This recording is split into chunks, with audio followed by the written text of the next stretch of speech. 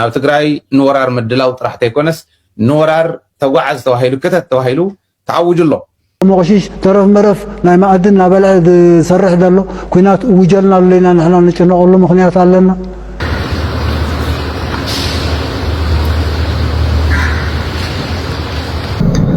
سلام فتوات من كبوات متقاتلتين كوعنا بالشانال بالحمد أخم نجانالنا حدش انتهونكم لايك سبسكرايب بمقار جمرو لمون كم تلمود حدش انتو كساس دعواتنا بهم قبلنا مسالات روح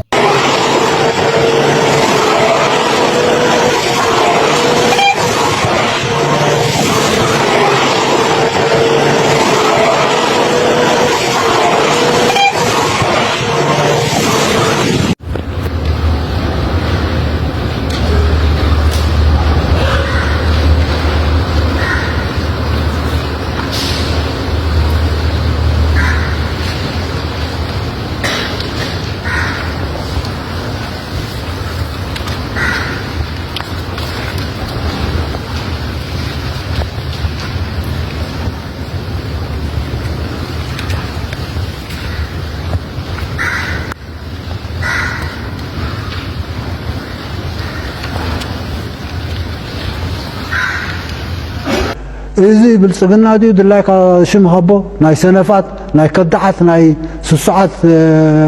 بجاندا تندلق من دلو مغشيش ترف مرف ناي مأدن نابلع سرح دلو كينات وجلنا لنا نحن نشنا نقول له مخنيات علينا كينات وجزي خنو كينات تتعينت كينات تماهرنا بزح نجر إنا لنا تبلتغلا أمودة تاجر أنا نزوج قدايزي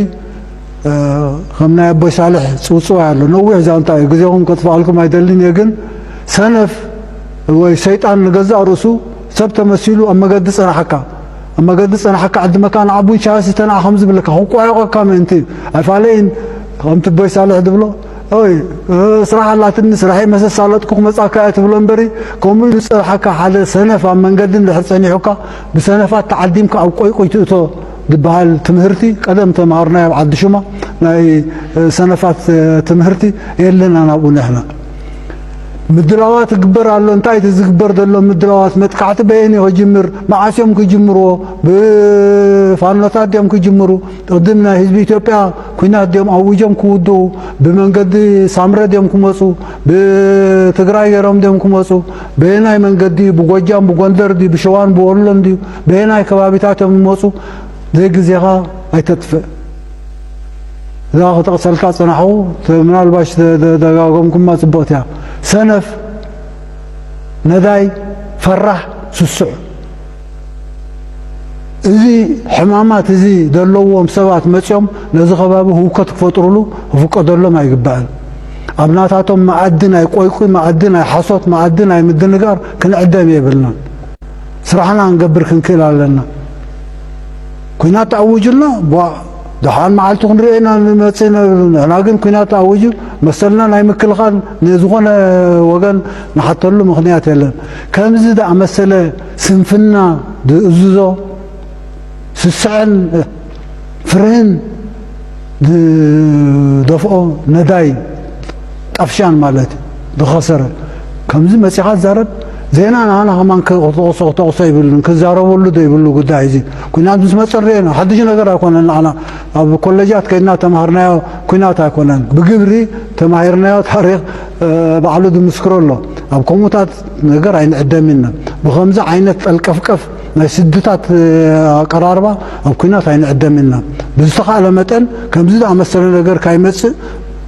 قديتنا علنا نسرع تدير له خمس بحلال له ليتم معلتن وخمس ده مسألة تودب دراماتيك هو بروباغندا ذكاية زمتات أي تسمع أيوه أسين كاسرح خاقبر نايل معات مدباتك قال تفعلي قدام لتاتك أسرح تسرح كعشر كامبر مسكم زيهم ده مسألة ده هوتاتو ندايات مسأتم دقواي مخنياتي بالكال سراويت من قصقاس جميرهم يوم بفولي اتم خنا سلطنهم بارا كوماندو غلنداول زاربلهم زنورو ناي ميليشيا ناي كالين اكوب نزيوم منقصقاس جميرهم الله ناب تግራይ نورار مدلاو طرح تيكونس نورار تጓዓዝ ተዋሂሉ ከተት ተዋሂሉ تعوج الله ነዚ መግለጽ ዝኾን ሰሜን ሸዋ ኣብ ሰሜን ሸዋ ከባቢ ዝነበረ ኣብኡ ዝጸንሐ ኮማንዶን ኣየር ወለድን ናብ ሰሜን ወሎን ደቡብ ወሎን ኣቕሪቦም ከም ዘለዉ ዝተወሰነ ከዓ ናብ ዓፋር ናብ ቡርኤ ከባቢ ኣቕሪቦም ከም ዘለዉ ጠቕላላ ንዓፋር ንትግራይ ንኤርትራ ንዓገው ንቅማንት ንኣምሓራ ብሓንሳብ ምስ ሱዳን እውን ትማሊ ይገልጾ ነይሩ ሱዳን ኤርትራና ቲፒኤልኤፍ አንድ ላይ መጥተው የሚያደርጉት የለም ቅንጣት ታከል ስጋት የለብንም ተዘጋጅተናል ለዛ ይብል ነይሩ መንግስቱን ኮም ይብል ነይሩ ትማል ከም ሰማዕኹም ሕዚ ቶም ኮማንዶን ኣየር ወለድን ዝበሃሉ ናብ ሰሜን ወሎ ናብ ደቡብ ወሎ ናብ ዓፋር ናብ ቡርኤ ከባቢ ዘርጊሕዎም ኣሎ አዲስ አበባ ዝነበረ ፌደራል ፖሊስ እውን ናብ ሰሜን ሸዋ ናብ ደብረ ብርሃን ከባቢ ኣውፂዎ ኣሎ ከተኻኻ ጀሚሩሎ ማለት ምልሻ ናይ ኦሮሚያ አዲስ አበባ ክሕሉ ኢንዳይሬክትሊ ታወርታ ናይ ኦሮሚያ ፕላን ኦረዲ ናብ ተግባር ይውዕልዎ ኣለዉ ንሪኦም ኣለና ምስ ምልሻ ምስ ኣድማ ብተና ምስ ፍሉይ ሓይሊ ክትሰርሑ ኢኹም ተባሂሎም ከመይ ከም ዝናበቡ እውን ናይ ምልሻ ናይ ፍሉይ ሓይሊ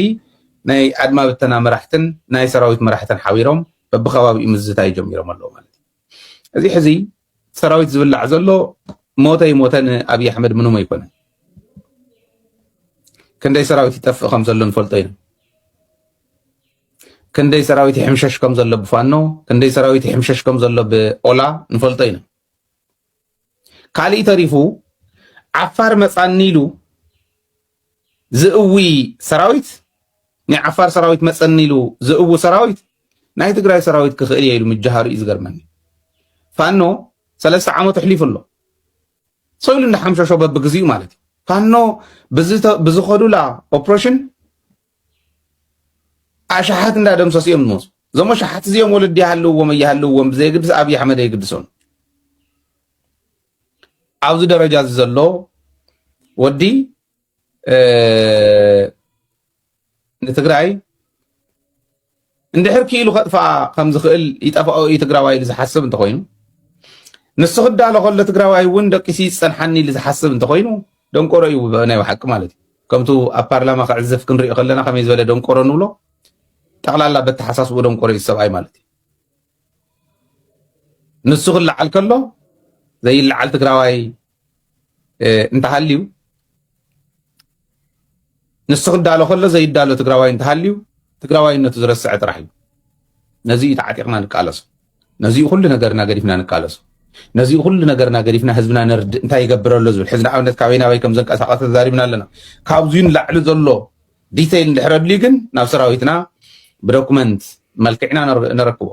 ናብ ዝምልከቶ ኣካል ናብ ወታደራዊ ኢንተለጀንስ ኣድላይ ብዝበሃል መንገዲ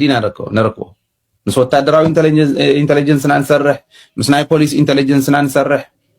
ምስ ካልኦት እውን ከምኡ ስለዚ ብዋናነት ክንሓስብ እንድሕር ኮይንና ተጋሩ እስኪ እቲ ዝሓስቦ ዘሎ ሕዚ ዝንቀሳቐሶ ዘሎ ሕዚ ዝመፆ ዘሎ መን ክመፀካ እየን ኣዲስ ኣበባ ስለ ዝበሉ ከምኡ ዝብል ሓሳብ ኣሎ ድዩ ትግራይ የለን እኮ ናይ ብሓቂ ቦታ ሓሶት ቦታ ፕሮፓጋንዳ ናቶም እሚኖሙና ማለት ድዩ ቲፒኤልኤፍ ኣዲስ ኣበባ ክመፅእ ይብል ኣነ እንደኸረጋግፀልኩም ቲፒኤልኤፍ ድሕሪ ሕዚ ኣዲስ ኣበባ ገፁ ኣይሸይነኒ ትረፍዶ ኣዲስ ኣበባ ከይዱ ከመሓደር ክደሊ የለን እመኑ እዚ ብትክክል የነግረኩም ዘሎ ናይ ቲፒኤልኤፍ ሪፎርም ድሕሪ ሕዚ በቃ ኢሎም እዮም ኣፍተር ሪፎርም ከም እዩ ዝብል በቃና እዩ ዝብል በቃና ብሓቆም እዮም ከዓ ካብዚ ንላዕሊ ንኢትዮጵያ መስዋዕትነት ዝኸፍል ትግራዋይ ክህልወና ኣይንደልን ህዝብና ክነእምን ኢና እዩ ዝብል ከምኡ ግን ይበሃል ኣነ እየ ዝብለኩም ዘለኹ ቲፒኤልኤፍ ወፂ በቃ ካብ ሎማዓንቲ እንዳሓር ሃገር ኢና ንደሊ ካብ ሎማዓንቲ እንዳሓር ንኣብይ ኣሕመድ ዝበሃል ዝመርሐ ዓዲ ወኢትዮጵያ ትበሃል ዓዲ በብግዚኡ ጀኖሳይድ ትፍፅመልና ተመሊስና እውን ንሪአን ከምኡ ክብለካ ይትፀበ ኣይብለካን ቲፒኤልኤፍ ምን ኣሚንዎም ፅሓን ጎገፆም መሊሶም ናብ ስልጣን ክኸዱ እንዲኦም እንኩ ስልጣን ተተባሂሎም ስልጣን ተስኢኖም እዮም ዳቐዶም ስልጣን ኮይሳኣና ክንግዛእልካ ኢና ዝሃብካና ስልጣን ተቐቢልና ሽጎይታ ኢልና ክንነበር ኢና ኢሎም ኣብኡ እንተዝነብሩ ሽዑ እዩ ነይሩ ስልጣን ኣይከልኦምን መኪና ኣይከልኦምን ከከዲዖም ዝኸዱ እኮ መኪና ይረኽቡ ስልጣን ይረኽቡ ኣለዉ ከምኡ የለን ድሕሪ ሕዚ ብትክክል እዩ ነግረኩም ዘለኹ ትክክል እዩ ኣብቲ ኣካይዳ ኣብ ውሽጥና ዘሎ ክፀሪ ዝግብኦ ኣብ ውሽጥና ዝኒሄ ርስሓት ክነፀሪ ዝግባአና ሕዚ እዩ ነይሩ ክገብርዎ ይከኣሉ ነው ኣብዙ ውድቀት ኣለዎ ንኣብነት ናይ ዓድዋ ክንመፅኢና ፀኒሕና ናይ ዓድዋ ውፂና ደደቢት መረዳእታ ክንቦም ከለና ቶሎ ይሰርሕዎን እምበር ሕዚ ከይዶም እዮም ኦልሬዲ 5 ሰባት ልኢኾም ኣለዉ 5 ሰባት ልኢኾም ኣለዉ የፃርዩ ኣለዉ ኣብቲ ፃርዩ እንዳበልና ተኸኽ ንብሎ ዝነበርና ዘይምኻዶም ከምኡ ዓይነት ጎተተት ኣለዎም ትክክል ኢኹም ዚታት ከስተኻኽሉ ኣለዎም ዓይነት ስተኻኽል እንተኢሎም ንቕይሮም ንዖም ተባሂላ ተፈጠረት ናይ ስልጣን ወንበር ኮይልና ንኹልና ተወዳዲርና ዘዝሓሸ ሰብ ክኣትዋ እያ በዚ ንሓዞ እንታይ ክንገብር ንኽእል ኢና ቲፒኤልኤፍ ከም ቲፒኤልኤፍ ንጥርጥሮ እንተኮይንና ከይኸይድ ኢልና ንጥርጥሮ እንተኮይንና ከምዙ ኣብ ደደቢት ንሰርሖ ዘለና